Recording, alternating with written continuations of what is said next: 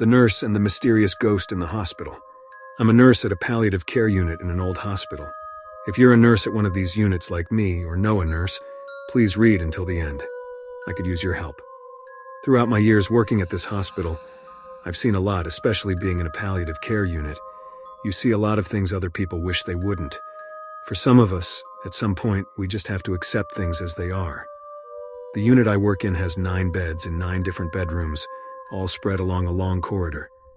At the start of the corridor is the lift, and coming out of it, you'd find the cleaning room on your right, where we keep all the cleaning equipment and products, and the nurse's room on your left, along with the entrance through the stairs. Because of the building and patient safety, and so we can access the other floors easily if in need, the administration forbade us from locking the stairs doors. This isn't ideal, because some of our patients in their delusions can go across our room's door unnoticed and will be a danger to themselves. So we always keep the doors closed by tying a bedsheet around the door handles to keep them together. This is important, so you know why what comes next started out so strange. The nurse's room is where we'll spend most of the night shifts doing all kinds of activities, including resting and actually sleeping. Usually, late at night, my routine would include checking on all our patients, checking on all the doors and windows to make sure they are all locked properly, checking on the doors to the stairs, and then spend most of the night checking patient files. This night in particular, I had finished with my rounds and was checking on all the cameras. When my nursing auxiliary came into the nurse's room, she asked me if anything else was needed or if she was okay to sleep for a while. I told her she was fine to go to sleep, so she took her shoes off, laid down with her back to the room and me, facing the wall, and went to sleep. I was reading a new patient's file, who was coming into our unit soon, to know what to expect and how to behave around him, when I started hearing footsteps walking up and down the unit's corridor. At first I ignored them, thinking I was just tired and that my ears were playing tricks on me. It wouldn't be the first time. As they persisted, though, I started wondering what was going on. I took another look at the cameras, but each and every one of the bedroom and corridor feeds seemed completely normal. The steps, though, kept coming all the way to the nurse's room, stopping about 2 steps away from showing at my door, then turning around and walking back all the way to the opposite end of the corridor. I waited to see if anything changed, but when it didn't, I stood up to go check. That's when one of our patients, the one in room number 7, started calling us frantically. My auxiliary nurse was still asleep, so I walked carefully out of the room, peeked out of the room and looked around. There was nothing there, and the footsteps had stopped, so I rushed to the patient's room. When I got there, he was shouting frantically, huddling against the bed's headboard with what seemed like renewed energy, shouting at me to tell the man in the top hat sitting on the chair in the room to go away and leave him be.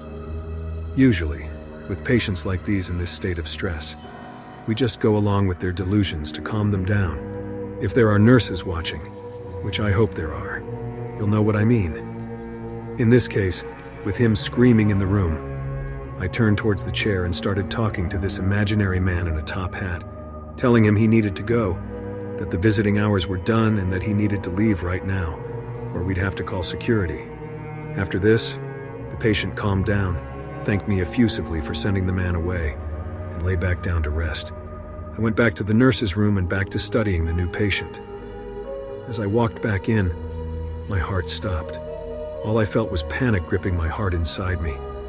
As I stood there, not knowing what to do and looking at the surveillance cameras, there was a big shadow, standing right in the middle of the frame of the camera recording the end of the corridor, right in front of the bedroom I had just been in. I took one step back and leaned backward to check if I could see anything there, and there was nothing. I gave the cameras another quick glance, and the shadow was still there, standing terrifyingly still in front of this patient's bedroom door. This time, though, when I turned to look directly at the corridor again, this thing was there. For a moment, it felt like everything froze in place, and I just stood there, looking at it like a fool. Then slowly, it turned towards me, a pair of strange, dark red eyes showing. It stood like that for a bit, screeched at me and flew into the patient's bedroom, slamming the door behind it. My auxiliary nurse jumped awake at the slam of the door and started frantically asking me what was going on. I was out of breath by now. I told her what I had just seen and what had just happened, and she couldn't believe me. I asked her to come with me to the patient's bedroom, and she agreed, starting to become curious. We walked slowly through the corridor, passing every door carefully. I was afraid that anything would come flying at us. When we got to the bedroom this thing flew into, I pushed the door without going in to check for any kind of danger and immediately felt a breath of freezing air hit me in the face. The aircon was on in every room and set to 23 degrees, so this was not normal. Nothing came flying at us like I was afraid would happen, but there, right by the patient's bed, there was this shadow. I could tell it was a man, tall and strong with a top hat over his head. I asked my auxiliary nurse if she could see him, not expecting a no. However, that's what I got. She couldn't see anything standing there, and definitely not as clear as I could. Slowly, the shadow turned towards me again. This time, it didn't scream. This time, it slowly dissipated. Immediately, I calmed down. Not only could I not see it anymore, I also couldn't feel it. This sense of calm came over me, and the patient seemed okay, so we left the room and went back to the nurse's room. My colleague went back to sleep, but I didn't rest until I checked the rest of the unit to make sure everyone was safe. After that, I couldn't help but stare at the cameras every minute for the rest of the night. Eventually, our shift was over and would become the shift with the most intense experience I ever had. The next day, when nighttime came and I did all my rounds, I went inside room 7 to check on the patient. When I came closer to him, I realized he had passed away.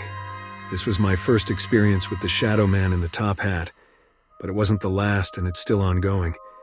I'm the only one who can see him around the unit, which freaks everyone out. Every single time I see him, it's under the same circumstances. I walk into a patient's room and there's his shadow at the feet of their bed. I wait for a little while, until he turns to me and dissipates. 1 or 2 days later, the patient passes away. This is a real story, and it's something I have to live with almost every day now. I'm not sure if this thing is killing people or announcing their deaths, but if you are a nurse in a similar unit, or know someone who is, please share this with them and comment what you know about it. I need to know what this is, how to deal with it, and if anyone else has experienced the same as me, even if it's a different-looking entity. I can keep you updated on here, if people are engaging and want to know more. Let me know if you want any updates, and I'll make sure to bring them. If you're dealing with something like this yourself, know that you're not the only one. Maybe this will help you feel less afraid.